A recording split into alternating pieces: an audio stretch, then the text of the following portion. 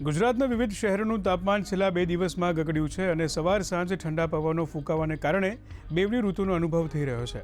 આજે રાજકોટમાં સૌથી વધુ 37.5 ડિગ્રી તાપમાન નોંધાયું હતું, જ્યારે અમદાવાદમાં 36, સુરતમાં 36.2, વડોદરામાં 36.4, ડીસામાં 34.6 અને ગાંધીનગરમાં 35.8 ડિગ્રી તાપમાન નોંધાયું છે. આ દરમિયાન હવામાન વિભાગે તારીખ 31થી 2 એપ્રિલ સુધી રાજ્યના વિવિધ જિલ્લાઓમાં ગાજવીજ સાથે કમોસમી વરસાદની આગાહી કરી છે. આગામી 3 દિવસની વાત કરીએ તો તારીખ 31 માર્ચના રોજ નર્મદા તેમજ તાપી જિલ્લામાં કમોસમી વરસાદની આગાહી છે.